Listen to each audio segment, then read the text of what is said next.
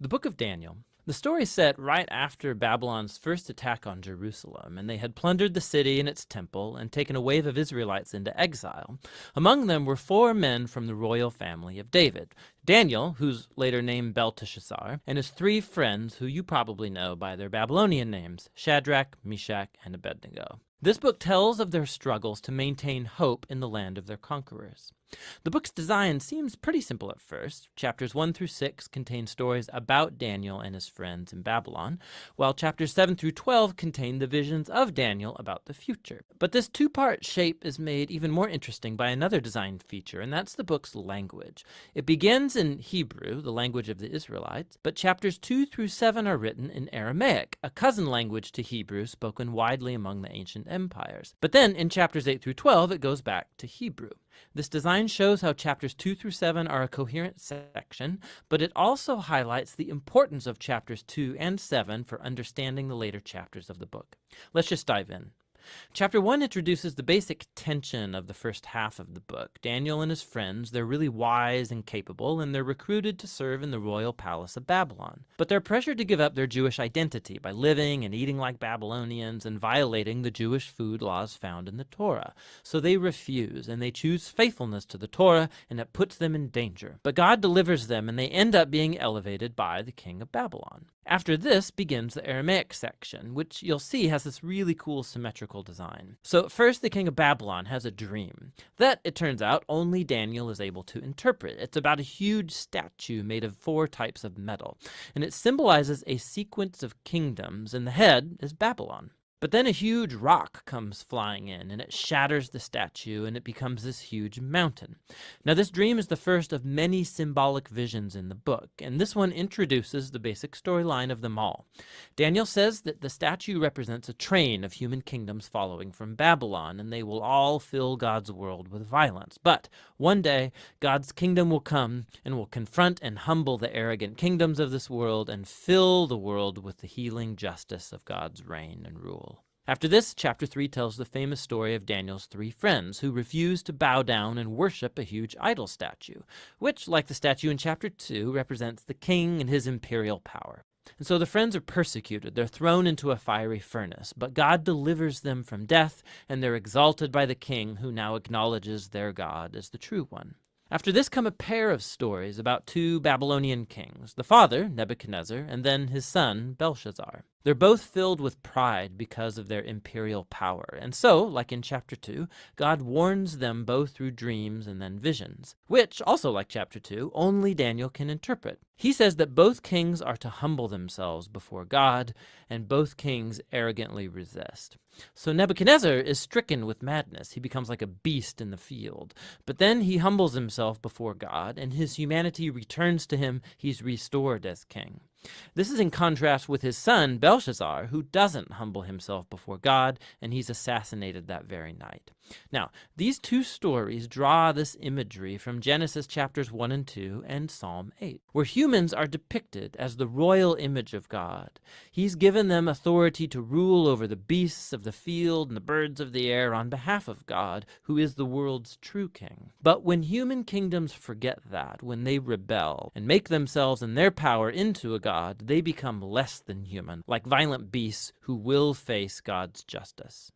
Which brings us to chapter 6, the pair of chapter 3. And this time it's Daniel who's being persecuted because he refuses to pray and worship the king as a god. And so, like the friends, he's sentenced to death and he's thrown into a lion's den. But God delivers him from the beasts, and like the friends, the king exalts Daniel and praises his God, which brings us to chapter 7. It's the pair of chapter 2 and the center of the book where all its themes come together. It's another dream, but it's Daniel's this time. And ironically, he can't understand the dream until an angelic messenger explains it to him. He sees a series of 4 beasts, one like a lion, then like a bear, then one like a winged leopard, each of these symbolizing an arrogant kingdom. And last of all is a super beast, identified as a really evil empire, and it has lots of horns, a common symbol for kings in the Old Testament, and there's one specific horn who is an image of an arrogant king who exalts himself above God and persecutes God's people. Now they are symbolized by a figure called the Son of Man, who's an image for both God's covenant people, but also for their king from the line of David. But then all of a sudden, God, who's called the Ancient of Days, comes and he sets up his throne. He destroys the super beast and he exalts the Son of Man on the clouds, where he comes up to sit at God's right hand and share in God's rule over the nations. We can look back now and see how all of these stories in the first half fit together. The three stories of faithfulness despite persecution, these are meant to offer hope to God's suffering people among the nations. But they suffer because human kingdoms have rebelled against God and have become beasts. And so these visions encourage patience, that God's people are to wait for him to bring his kingdom and rule over our world and vindicate his suffering people. But it raises the question about when God is going to do that, and that's what these final three visions set out to explore. In chapter 8, Daniel has another vision about the final two beasts of chapter 7, but this time they're symbolized by a ram, who we're told is the image of the empire of the Medes and Persians, and then by a goat, who's an image of ancient Greece. And out of the goat come a whole bunch of horns, one of which symbolizes the evil king from chapter 7.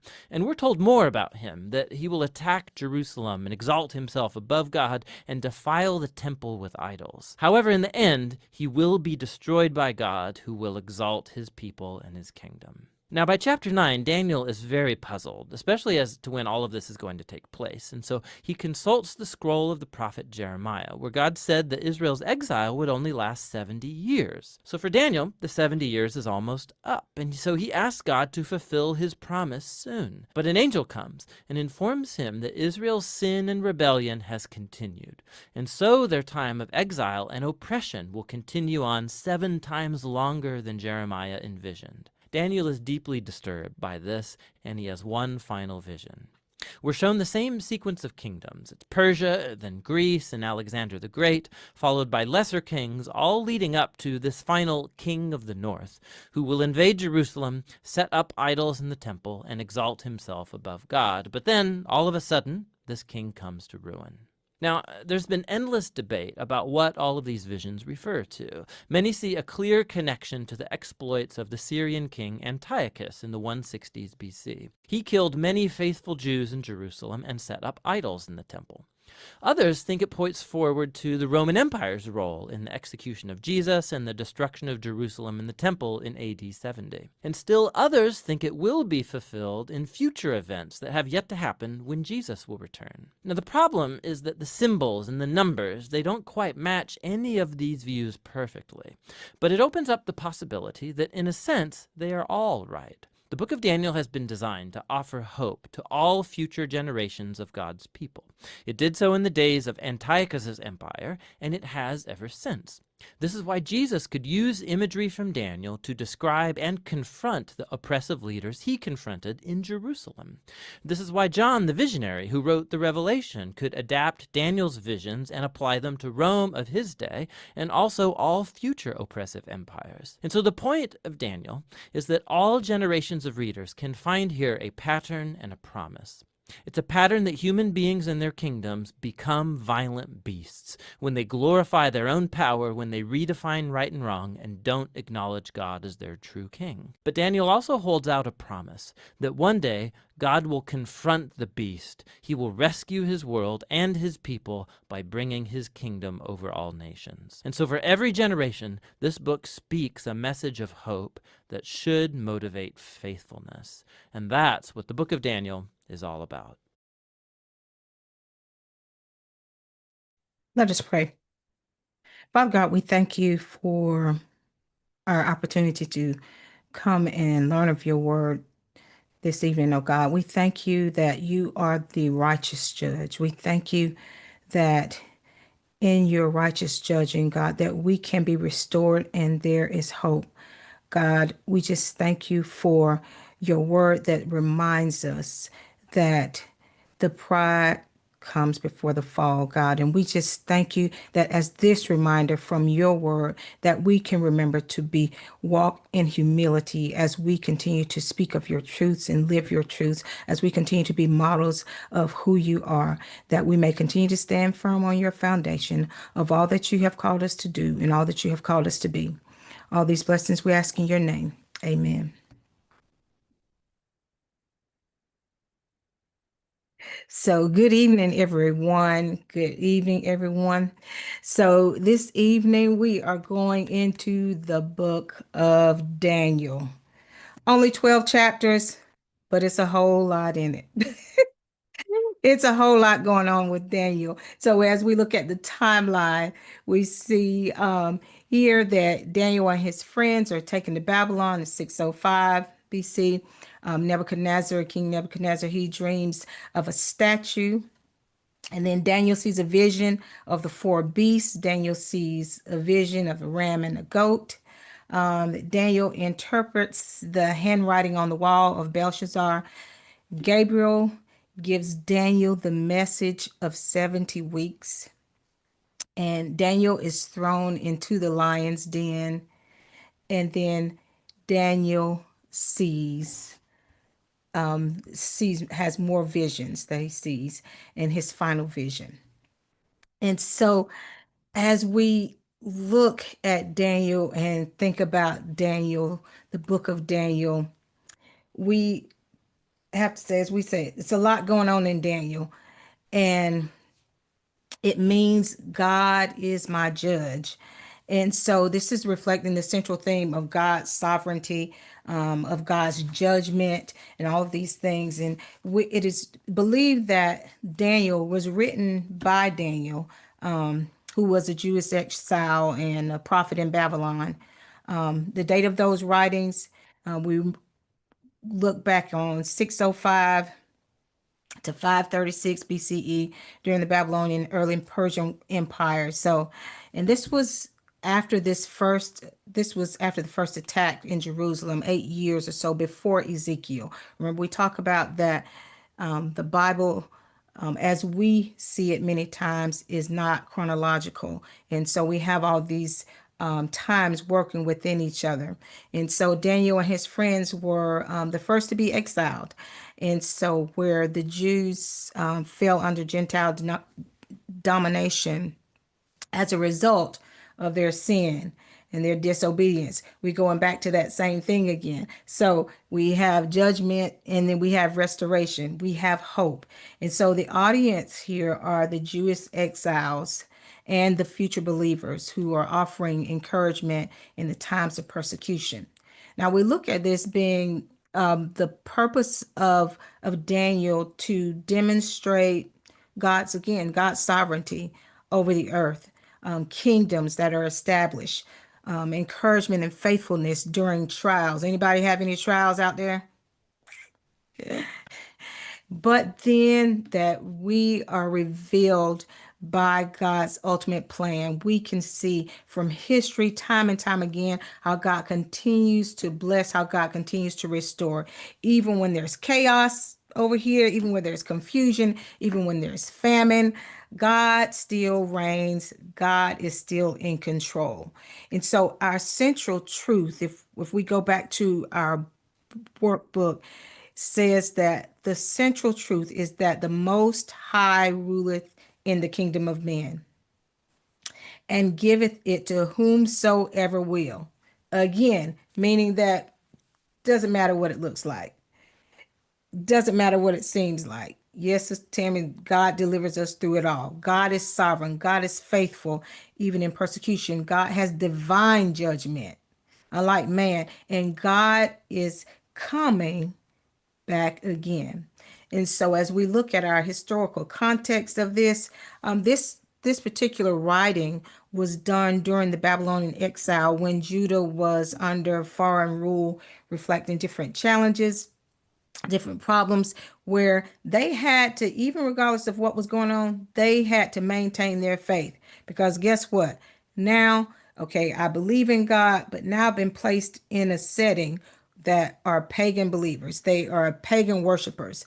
And so, although this was the first attack in the leadership under Nebuchadnezzar, Babylon was gaining this steam. Like it was, they were gaining this power. He continued to seize these different places. And so they were expanding. They were getting more land. They were capturing more people. And that allows them to conquer. It allowed them to conquer Egypt, which was just right around the cusp of Jerusalem, Judah. And so that was giving them easier access in order to get the people in Judah.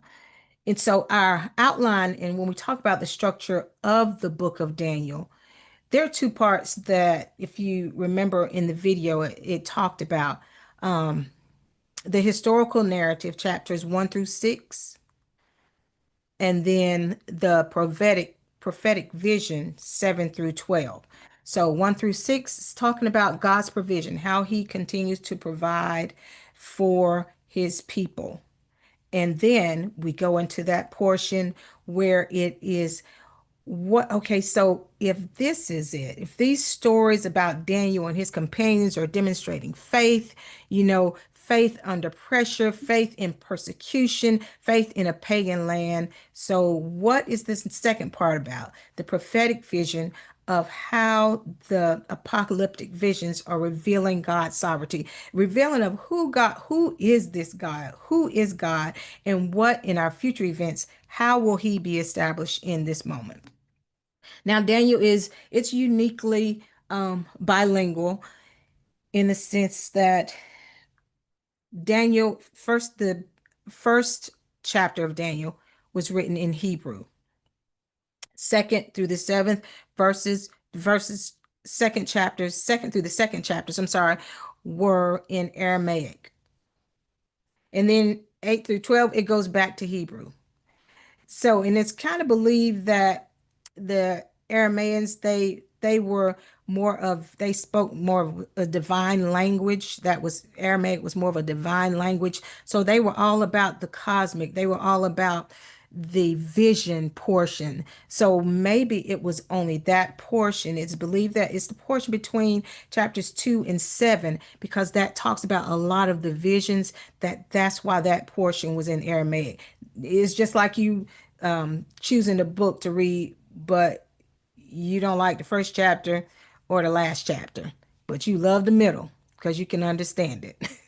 And so you read those middle portions of it. So it's thought that that might have been why this particular portion was said the book was set up this way. So our key divisions of Daniel are that there are faithfulness in trials, and there's a history. God has a history of bringing his people out. There are a couple of key events, some key stories we've heard in Daniel that we're going to talk about tonight. One of them, of course, where Daniel and his companions, they were refusing to defile themselves. We'll talk about the fiery furnace. We'll talk about the lion's den, and then the vision in chapter 7. So Daniel is considered like the Old Testament apocalypse, and Revelation like the New Testament apocalypse. So themes of judgment, persecution, tribulation, and resurrection are in both of those books. It occurs in both of those books. So we'll go further into that a little bit later. Let's go ahead and start with Daniel 1. We begin the book of Daniel, chapter 1, with information that King Jehoiakim was taken into exile and Jerusalem was besieged because of their disobedience. Now, we keep doing this same thing back and forth. We keep going back and forth. But if you remember, Jeremiah warned them, look now, hey, get your stuff together. He said, if you do not repent, God will bring the nation of Babylon to take your land and to capture your people. Now, not only did Daniel and his friends get brought into Babylon to serve the king Nebuchadnezzar, but there were also some articles of the house of God that were brought in. They were taken from the house of God, and guess what? They were turned over into a pagan temple. They brought the house of God's materials, the house of God's articles into the pagan temple. So they took them from Jerusalem and brought into Babylon's into their their corrupt temple that had a whole lot of things going on there. So we go back to First Samuel when we know how this turned out when they carried the Ark of God and Dagon's temple. What happened to them? That turned out to be a whole mess. You know, when you take something that is of God's, and this is just even in our lives now, it applies to us today. In this context, just like in that context, when you take something that belongs to God, but or something that is of God, and you place that and mix that up or try to mix it up with something that is not of God, it's like oil and water. It just doesn't mix. So in that sense, we know that it does not work out. And so we will see exactly how this turns out, which we know it doesn't turn out good. So when we look at Daniel was really a baby. It's sad because it's it's like Daniel was probably about 17 years old. So if he was about 17 years of age going into exile, King Nebuchadnezzar, although Daniel was wise beyond his years, they might not have known Daniel was that young. He was wise beyond his years. And his friends, the people he hung out with, were nerds too. So, they were all nerdy together. And so Daniel, just a baby at 17 years old, I wasn't thinking about being wise in necessarily in the things that Daniel was, but when he was taken from his family, he lost his family, removed, only a few of his friends came with him. He's in this strange place, and needless to say, King Nebuchadnezzar, he did his research because I'm sure he already knew what Daniel could do. He knew something. He knew Daniel had this exceptional character and capability. And so King Nebuchadnezzar, he was going to use him for his benefit and use his friends for his benefit and use them as his court advisors. And so Daniel and his friends were brought in to learn the language. How many of you know more than one language other than English? I just know a little bit of Spanish, a little bit of French. But Daniel, he took the language of the Chaldeans in Babylon and he learned their language. Come, come on, Esther. All right, it's just Tammy. Daniel took the language and the culture, and he pretty much, I'll say, I won't say he immersed himself because he didn't go all the way in, but he learned of the different nature and the culture of the Babylonians. He learned their language, he learned their principles. And so, since Nebuchadnezzar knew he was witty, he knew he was a smart cookie, he was wise beyond his years. He had to make sure that he stripped him of everything that he could. And so, what do you do when you try to change somebody? What do you do when you try to get somebody to do something different? He changed Daniel's name. Now, in the ancient world, a name was something that defined your character. It was something that defined your legacy. And so he changed Daniel's name to Belteshazzar. And so that meant Baal protect him.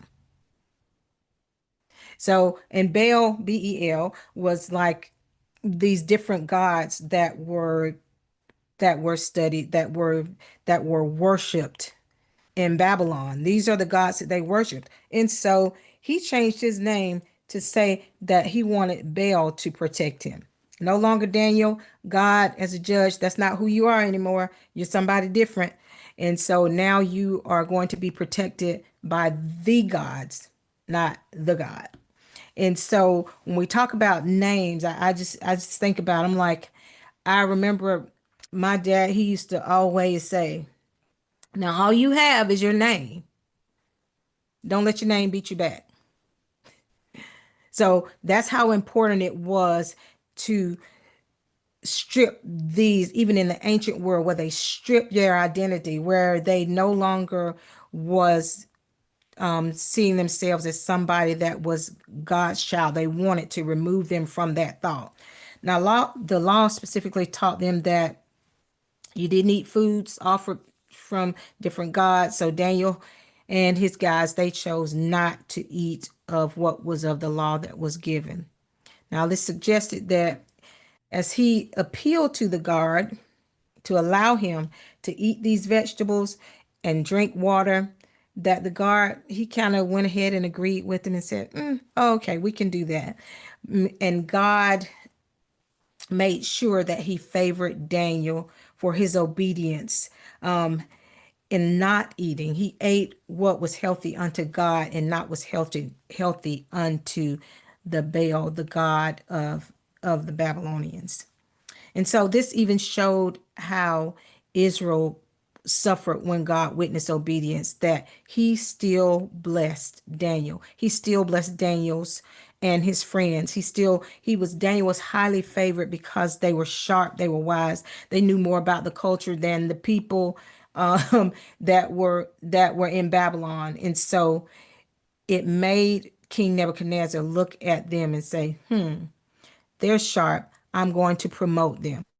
They didn't do what I asked them to do. They weren't eating like I expected them to, but they are sharp and wise beyond their years. And so they were blessed. This was not the plan of man, but it's what happens when we go by God's plan. God is in control. Sticking with that theme, God is sovereign, and he makes sure that he takes care of his people. Now, as we continue in the chapters, Nebuchadnezzar is in this point where he is in a dream. He is dreaming and he needs this dream interpreted. And so he goes and says, whew, okay, I need this dream interpreted. So I want my counselors to tell me what this dream is about. But Nebuchadnezzar, he was pretty full of pride. So he doesn't just want them to tell them what the dream is, what the dream to interpret it. He wants them to tell him the dream because he doesn't really trust him. But he trusts Daniel and his guys. He doesn't trust his own people who are supposed to be his own people. And so what he does is he said that if they cannot tell what my dream is and can't interpret it for me, I will cut you into pieces and make you an ash of heap.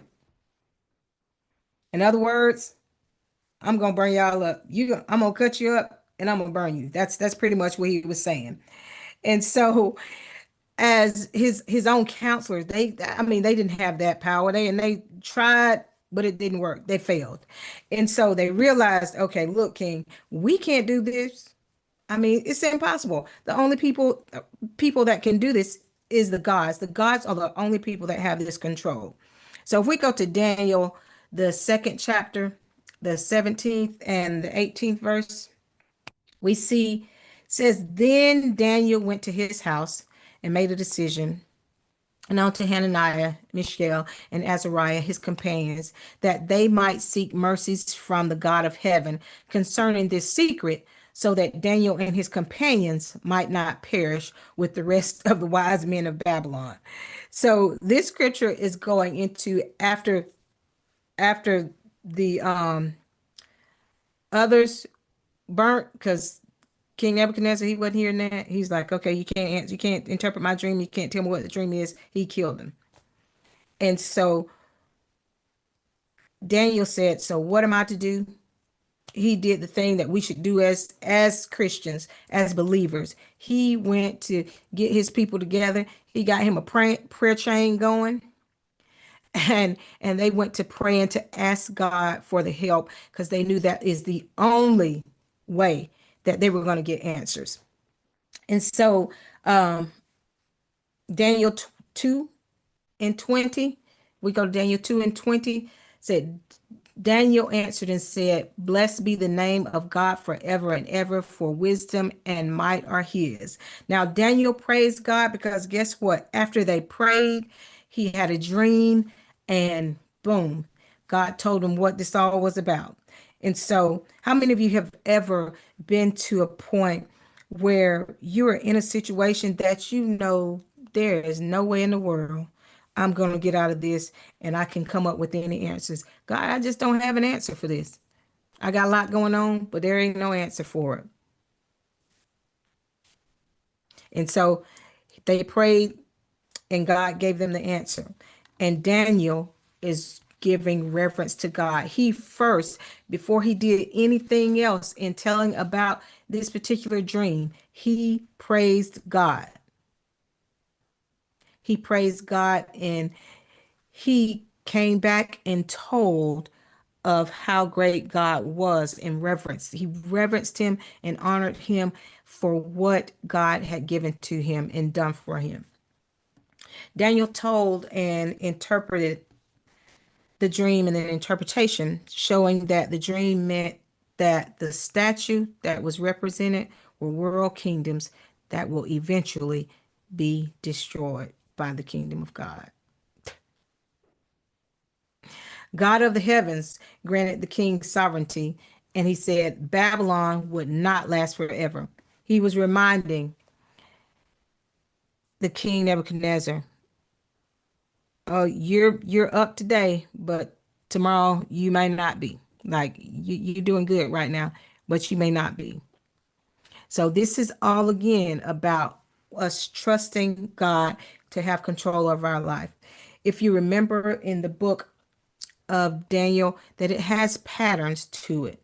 One kind of stands alone, 2 and 7 run together. Chapters 2 and chapter 7 run together. Chapters 3 and chapter 6 run together. Chapters 4 and chapters 5 run together. And then we have 8 through 12 alone, it's pretty much standing alone. So as we know this next chapter where we have King Nebuchadnezzar did not listen to Daniel. He did not heed what Daniel was warning him. And what does he do? He told him, he said, okay, this is not about you. You have too much pride. You gotta, you gotta let this go. You gotta give God all that he is due in reverence. But King Nebuchadnezzar, he goes and replicates that same dream that he had, the statue that he had in his dream. He goes and replicates that 90 feet high statue, 90 feet high. And so what kings would do, they would place, as they conquered an area, they would place a statue. They conquer another area, they place a statue. They conquer another area, they place a statue. So if you were a king that was able to possess all this different land, you had statues of you, more than likely, in lots of different places. Well, we know for God that doesn't work well, because the demand was that in this particular time that they bow to this statue. The king wanted them to bow to this statue because he's so great. And I mean, I'm so awesome. And so you must bow to my image. And anyone who does not bow will be burned in the furnace. Well, in the furnace. Well, the king, he was pretty much saying, I'm worthy to be praised. In other words, worthy to be praised. Look at me. When we go to understanding that he was asking the people to do this, we know Daniel and we know Daniel's people. We've seen this before. Daniel's not going for that. He's not falling for it. That's not my God. I won't do it.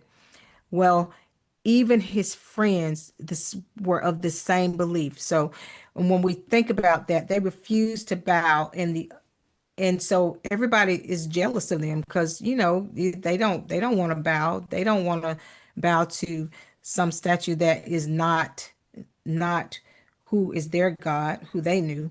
And so when they refused to bow, the others were jealous. And the others, such as the other people, they were already jealous because they get every time they can, it's like they bend the rules, or they don't follow the rules, they get promoted.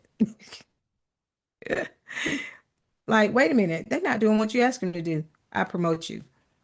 And so it's that It's that coworker that may be on your job that they just seem that they just won't follow the rules, but they get the promotion. It's that kind of sort of thing. And so, of course, they were like, man, look, I'm not doing, I'm not, I'm not bowing. And so the king comes to them and confronts them and says, "Pfft, okay. So if we go to Daniel 3 and 15, and it reads, now if you are ready at the time you hear the sound of the horn, the flute, harp, lyre, and psaltery in symphony with all kinds of music, and you fall down and worship the image which I have made good. But if you do not worship, you shall be cast immediately in the midst of a burning fiery furnace. And who is the God who will deliver you from my hands? And so this is King Nebuchadnezzar asking them, if I throw you in the furnace, how are you going to get out? Like, you won't. There's no God that can be any of the gods that we have. There is no Baal that you can see, that you can worship to. Nobody that can go against what I'm about to do to you. And so his plan is throwing them into the furnace. And he didn't just have the furnace up hot. He told them to turn it up, turn it up, turn it up. He had them turn it up 7 times higher than it was supposed to be. It was so strong that the men who were supposed to be throwing them in, it burned them. So, I mean, it was really hot. And so in that, as he threw them in there, he was like, they were still there. He still saw them there. But not only did he still see them there, he's like, wait a minute. I see somebody else. And the figure that's in there, the fourth, looks like the Son of God. And so this was at that point where, again, King Nebuchadnezzar, he keeps just things that keeps happening that he cannot deny that God is God. He's like, these people, who is this God that you serve? They was on the wrong side of the fire. Yeah, they were on the wrong side of the fire. Who is this God that you're serving? He's like, I can't deny this. He is so awesome. Like, he can do mighty things. Like, it starts open into chapter 4 where King Nebuchadnezzar, he is praising the God over and over again because he's seen him do it. Like, he's seeing God's history, he's seeing his track record, he's seeing, wait a minute. And then he even threatens those who are to continuously conspire against Daniel and his people. So God has shown up again, and he has not just gotten those who who wouldn't serve a God like this. He wouldn't just serve those who were bothering the people who were conspiring against them. He was even trusting in God himself.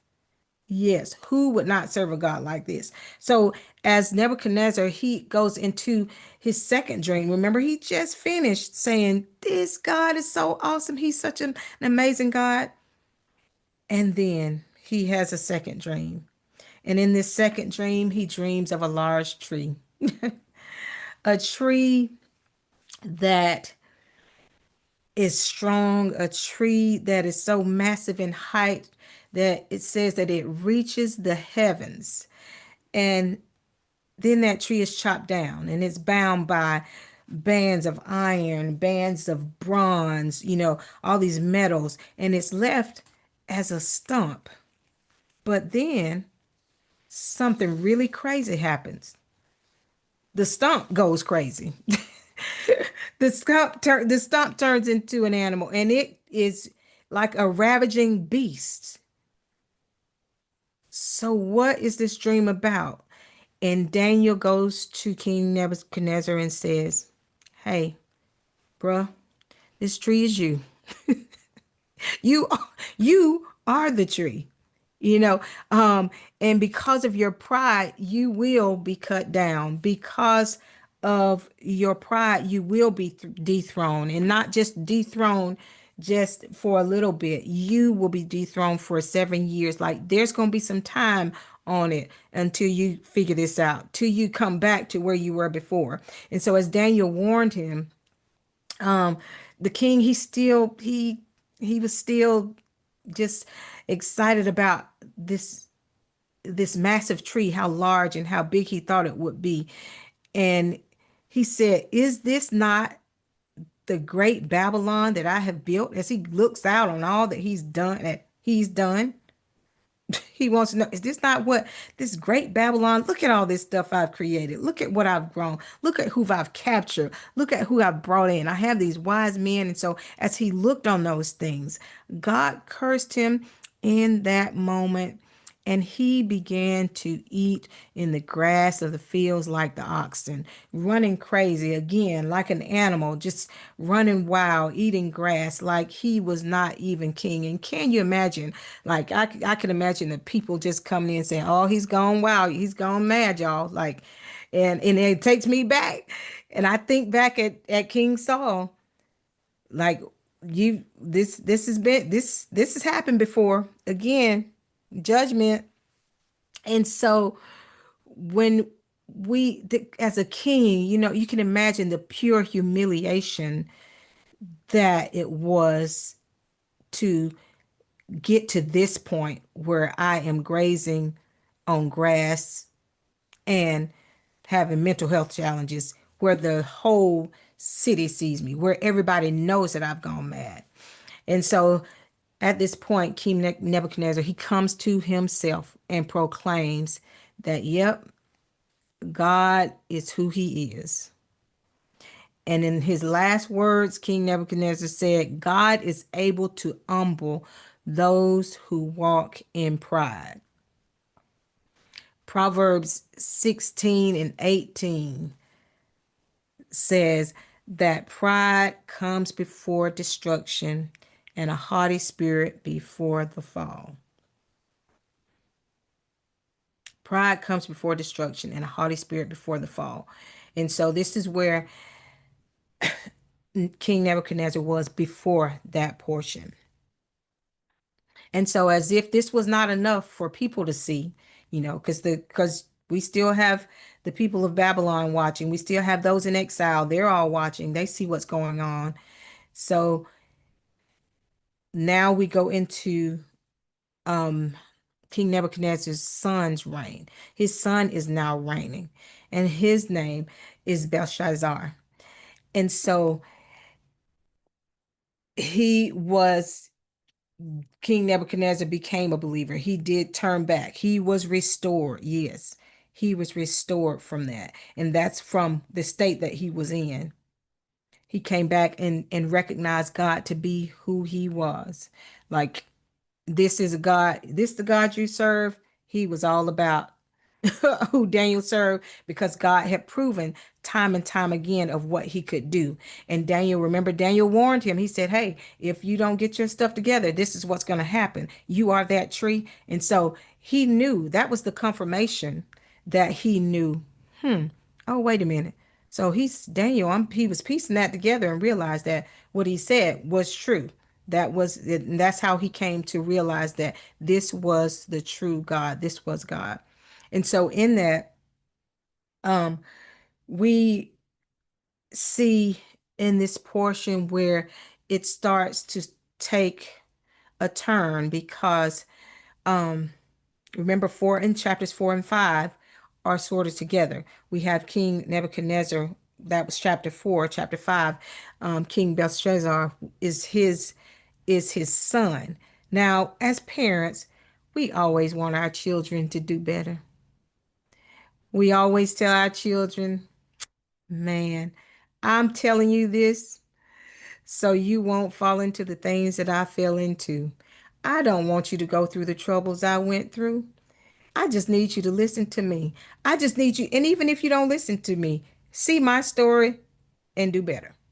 Well, so Belshazzar, in his name, let me tell you, his name it was so close to Daniel's name that had been changed. Remember, Daniel was Belshaz- Belteshazzar, and he was Baal protects him. Well, Belshazzar is Baal protects the king, which I think to me is kind of interesting because that's to me that sounds like it could be a little prideful in a sense. So I was like, that's interesting that that's what his name means. And so we remember that the Babylonians had taken some articles from the house of God. Remember when they were um, getting the people, pulling them from Jerusalem and bringing them to Babylon, when they were taking them into exile, they not only took, remember I told you, they not only took some people, they took some articles from the house of God. So they had some goblets, they had these things, and guess what? So Belshazzar, he didn't respect the temple. He was just all about the pagan temple and having a good time. And so, well, here they are. These people show up, he's having a party, and Belshazzar is using the articles like the goblets to drink wine and have a party and just all kinds of things, women, concubines, just it was a whole lot going on in that sense where it's kind of like us um being disgracing the sacraments or disgracing communion instead of us having can't miss communion Sunday, we having these outlandish doing all these outlandish things in church during communion during the sacrament. That's kind of if you can picture it in this in our context, that's what it would be like. And so, God was not pleased. You won't take his articles from his house, take them into this pagan temple, and then make a mockery of my people because uh in the scripture it talks about how he was talking to Daniel, and I could just see, I could hear him like, hey, you that guy that my daddy talked about, you that guy my daddy he talked about, he's helped him, had a dream and he interpreted his dream. It was that, to me it was like some type of uh the condescending manner. He was talking in that manner. And so in that, God gave Daniel a word for him, a word and a warning. Daniel reminded him, hey, look, here he goes again. Look, bruh, do you remember your father? Remember what happened to him? Remember how he was grazed, how he was brought low. Remember how was he was prideful. And guess what? Daniel told him that God said, God will hold your breath in his hands. I'm like, oh man, that's bad. I mean, because that goes for us too now. That's not just in that context. That's for us too. We have to live for God. We have to understand that God has this power above all things. And so in the midst of their doing what they were doing and celebrating and celebrating with the sacraments and the articles from the house of God, there was this handwriting that was written on the wall. Mene, Mene, Tekel, Parson. And as you read this, it is telling that your days will be numbered. Now, if I was there and it just case some handwriting showed up, I'm probably about out of there. I don't even want to know what it says because I know it is not good.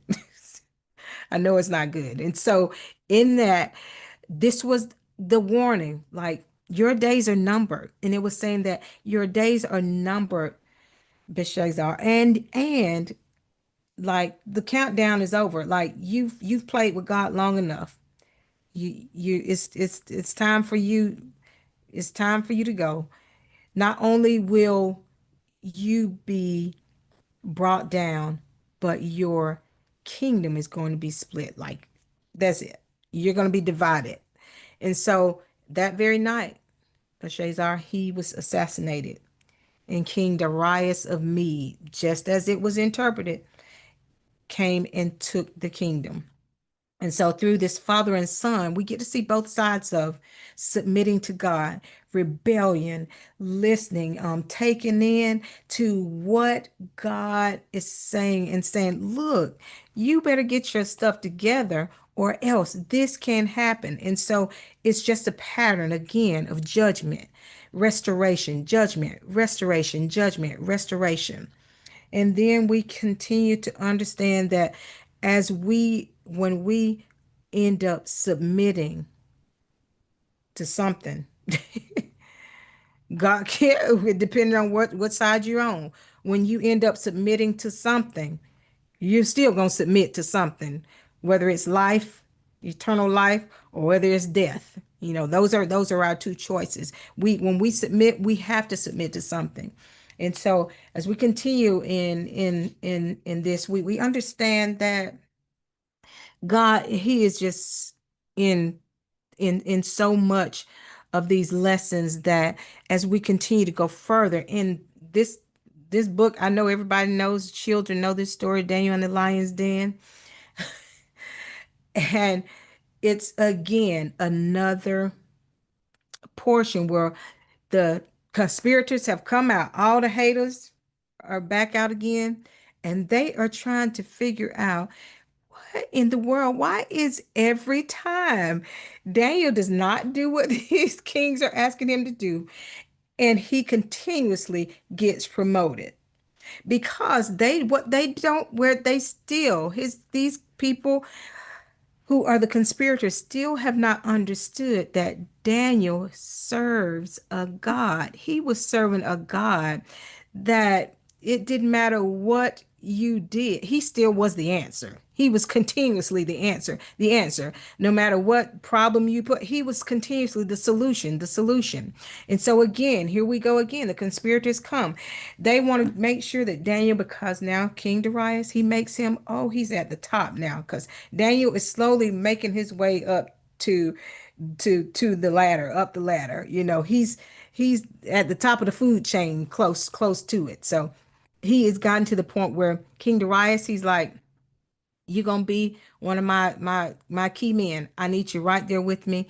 I need you by my side. So the conspirators come, they're mad. They like, we can't get Daniel any other way. We've tried all these other things. What can we do to get him that he'll get killed?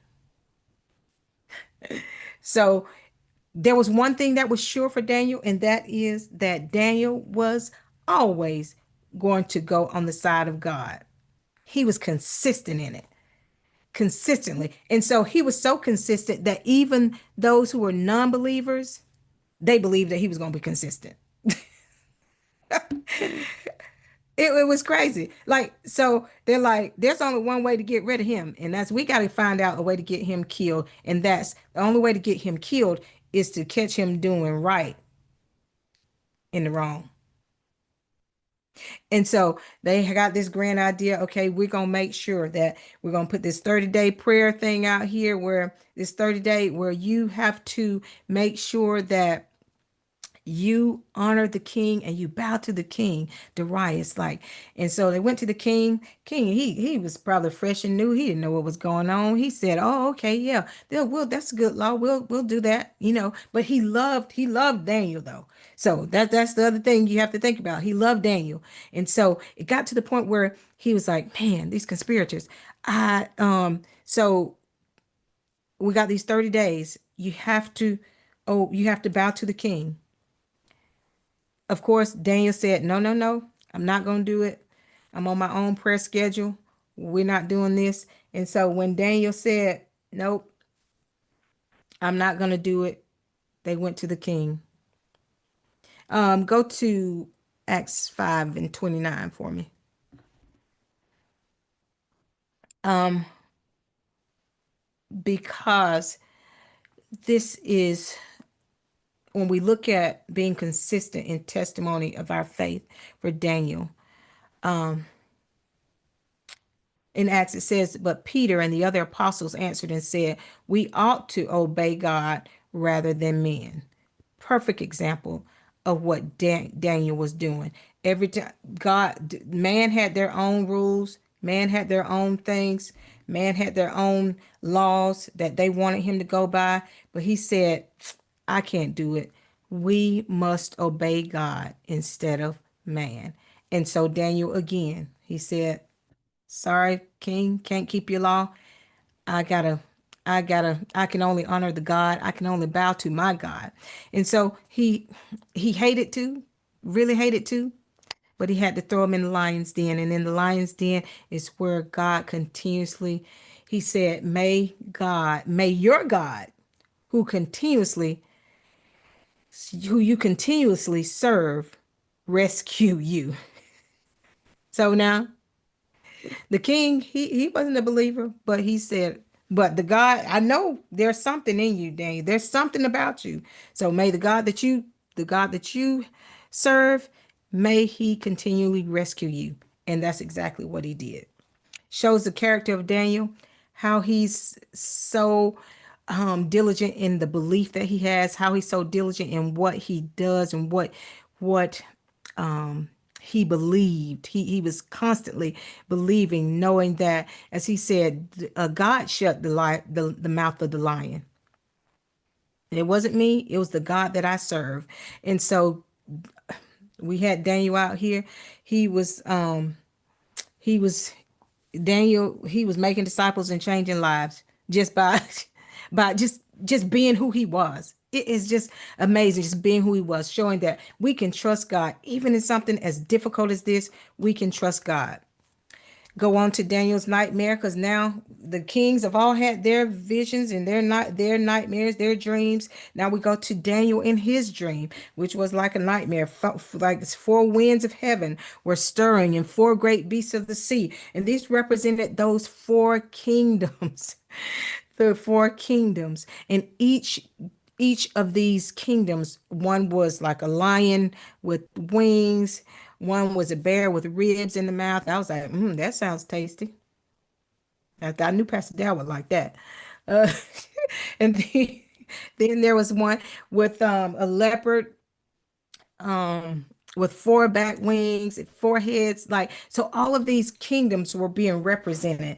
And when we look at how 2 and 4 come together on our pages, on page 98 of our books, if you have it, when we look at how those two chapters come together, this is how they are married, and this is how the prophecies of both of those are married together, because you'll have you have King Nebuchadnezzar's dream, you have Daniel's dream, which all, as you once you if you read through the lesson where they compare, they start running together in fulfillment, in the powers, the beasts, the images, the four kingdoms that were represented, that were going to, that they talked, that Daniel dreamed about, like they were going to be destroyed. So that was Persia, Greece, Rome, and the Roman Empire. All of these things are coming together. And so, in those, even the body parts of the animals and the beasts, all of these things coming together as like, wait a minute, this is like the same dream, but not really. It's like prophecy being told, be right before your eyes. And it is amazing how great it is once you put the two stories together, two chapters together, and realize it's two different people, two different beliefs at that. But that's the thing that ties them together, is that same God. The stone that tore down the statue that King Nebuchadnezzar built, was that stone, that same stone, Christ, the stone, was the same as the Ancient of Days, the God who will come to save us. And so in that, the kingdoms that were torn down, they will then be built up again. So as we go into the chapters chapters 8 through 9, this is the closing of Daniel, and it's a series of visions that have come to close out this entire book. The series of visions that at this point, even in the video was talking about how Daniel, at this point, Daniel was puzzled. He like, I don't know what's going on. Like, this is a whole lot. This is a lot. And I hear God. I know who God is. God is, I trust God. God is in control. And I'm still trying to figure out, wait a minute. So what's happening next? Because I know from my dream that the kingdoms will be torn down and there was a God that is going to be on the throne. In his dream nightmare, it was not just the beasts that were there, but there was a God, there was a being that was on the throne, which represented God, who was going to be the part, because it was surrounded by fire. Like there was, then the Son of Man was coming. There were all these things that were going on in the dream. And so these series of next visions that were coming up were like what was coming was what was coming next. What's going to happen next? So I've seen all of this. So what's going to happen with this world that is left from exile, that world that has been this from these visions? There's different visions, a vision of the rise and the fall of the Persians, going back to the Persians, the rise and the fall of these kingdoms, the rise and the fall of these nations. In the visions, in the first vision in 8, it was one king would fall, then another king would come in, and then one king would fall, then another king would come in. It was just like one rotation after the next. And Daniel continued with his testimony that God is in control. It doesn't matter what it looks like, God is in control. And then the other vision where Daniel had prayed and he had gotten to the point where he read Jeremiah. And so when he was reading of what Jeremiah said, it was the part where Jeremiah had prophesied, thinking Jeremiah 29 and 10, I think it is, where he said, "For thus says the Lord, after the 70 years are completed at Babylon, I will visit you and perform my good word towards you and cause you to return to this place." Now, Daniel, it's like you're sitting there and he's remembering, wait a minute, Jeremiah said that 70 years Babylon was going to, 70 years. Wait a minute. It's time has passed. So we're at this point. We're close to this point. And then Daniel's like, I'm going to pray to God and I'm going to intercede for my people that God will forgive them of what they have done. And so God will now save us and bring us out, deliver us. And then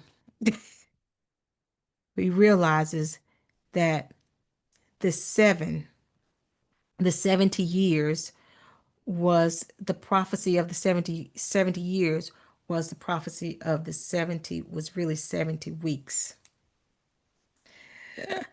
And so in that, it outlines the timeline of 70 years is 70 weeks, I'm sorry, is 70 years. So it came to the point where it was 70 times 7, which is 490 years. And so there's some different beliefs on whether this is whether this is the time when the Jewish people would be redeemed and the Jews would be unfolded, like they would come to a time where they are brought out of exile.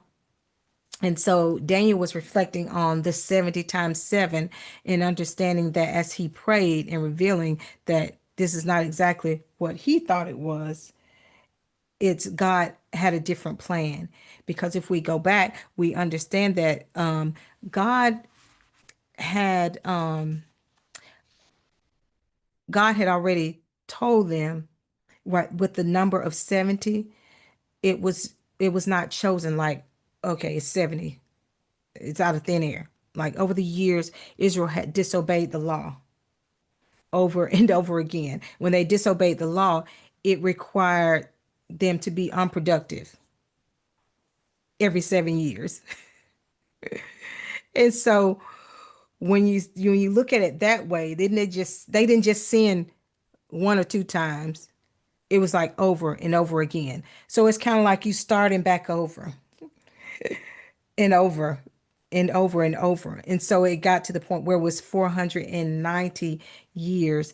And so it was 70 times, 70 missed Sabbaths. Because if you remember, it said that the Sabbath was at that point where it would be seven years for those Sabbath days. And so in that part, they kept sinning and it extended their time to, even though Daniel prayed, even though he cried out, even though he interceded again, God is in control. So the 70 weeks is literally 70 sevens. And it's hard to understand because it's Hebrew. It's not like our the way we see time necessarily. It's Hebrew. And so in those seven, what will God accomplish in these times? What is God going to accomplish in this 490 years? There'll be an end of the rebellion of Israel. There's going to be an atonement from Jesus. There's going to be everlasting righteousness coming. Like it was believed that all of these things would happen. And the angel, because Daniel, it was so puzzling to Daniel. That's how Gabriel, when it says the angel was sent, that's how Gabriel came into the mix of it, because he was the one that helped to explain him, this is not going to be what you thought it is. It's going to be much longer. And so for that period, it was there was going to be a rebuilding of Jerusalem. There was going to be, like I said, Jesus coming. And so in that, the angel Gabriel explains that to Daniel. And can you imagine if in our context, if it was 70 years and then you came to think it's 490, I still have some time to go left. Like I won't see the coming. I won't be able to witness. I may not be able to witness what is to come. And so in that, it was terrifying for Daniel. And so again, the part that continues to stay as the framework is understanding that this was a spiritual journey for the Jewish people. Spiritual journey that kept them restoration, judgment, restoration, judgment, restoration, hope, judgment, restoration. And so in that timeline, I think about it's that it says as parents, we when we're thinking about God's time, and I was thinking about how as parents sometimes, you know, one of the greatest lessons I learned is because Daniel had a question like, when is this going to happen? The people had a question, when will this happen? When will this be over? It's one of the greatest lessons I've learned as a parent is that sometimes when you go some places, you don't tell your children where you're taking them. Any parents ever done that? Like you go on vacation. We're going on vacation. Okay, where we going? Don't worry about it. Just get in the car. We're going riding. Where are you going? Don't worry about it. Just pack your stuff. What I need to pack for? Pack for everything because you're going on a ride. And then there are those sometimes when you'll give them enough information to build excitement. You give them enough information to build hope. You give them enough information to build that expectation. And so, how is it that we serve a God that leave my autumn alone.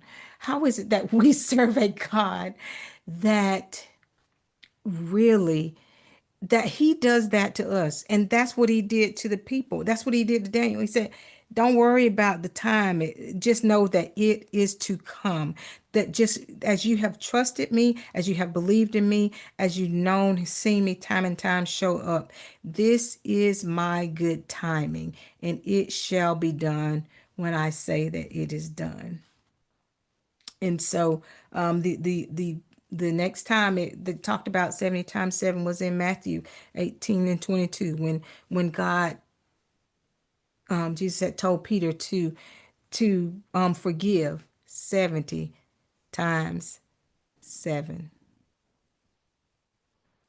And so Daniel, a whole lot, we can't get to it all, got to a lot of it, but 70 times 7. Daniel, we remember in our video, it talks about the patterns and the promises, the patterns of judgment, restoration, but also there are also the promises of God. All righty. And so um we will go into our giving, mm, into our giving at this moment. New Life Columbus is good ground. If you would share with us in our time of giving. And there should be actually a link in the chat as well.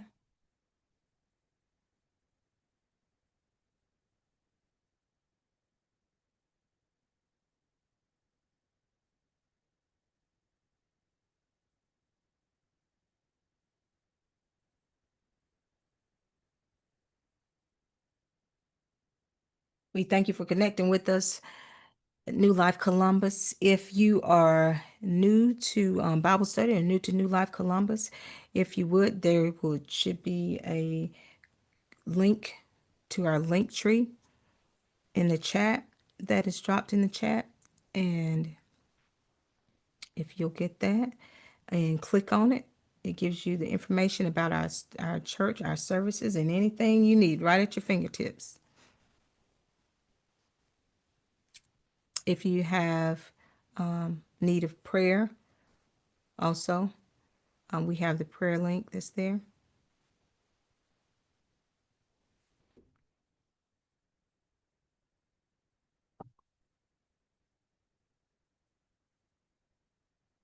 All righty.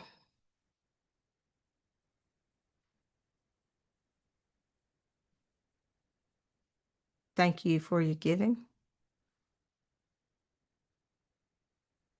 If there's nothing further, we will go offline and open the floor up